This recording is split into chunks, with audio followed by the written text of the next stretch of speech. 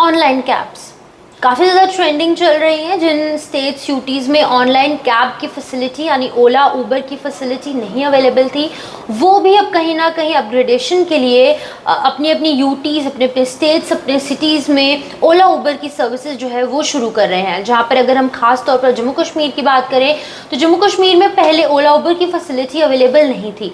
लोगों को कहीं ना कहीं कुछ प्रॉब्लम ज़रूर फेस करनी पड़ती थी, लेकिन अब जो है वो ओला उबर की फैसिलिटी जम्मू कश्मीर में भी आ चुकी है, जो काफ़ी ज़्यादा फ़ायदेमंद लोगों के लिए साबित होगी। लेकिन अभी की बात क्या है, मैं आपको वो बताने के लिए हाजिर हुई हूँ, जहाँ पर आपको बता दूँ कि जैसे पहले अगर हम लोग बुक करते थे, कैब बुक करते थे और अगर उसके बाद हम कैंसिल करते थे तो उसके बाद हमें कुछ प्राइस पे करना होता था, कुछ फ़ाइन पे करना होता था। लेकिन अब जो है, अगर ड्राइवर्स कोई अपनी जो उनकी ड्राइव है, जो उनका पैसेंजर है, अगर वो कैंसिल करते हैं, अगर वो अपनी बुकिंग कैंसिल करते हैं, तो उसके बाद अब ड्राइवर को भी इसका खामियाजा भुगतना होगा।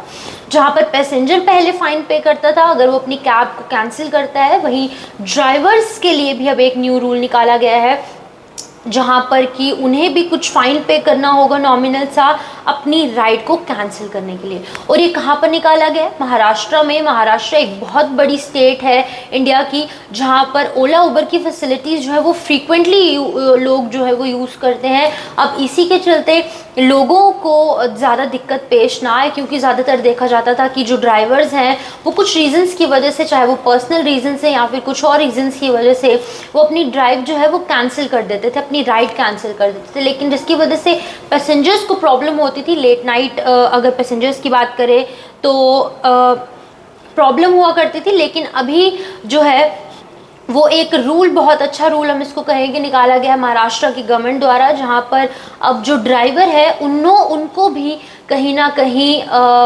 ड्राइवर को भी अब फ़ाइन पे करना होगा अगर वो अपनी ड्राइव जो है राइड कैंसिल करते हैं।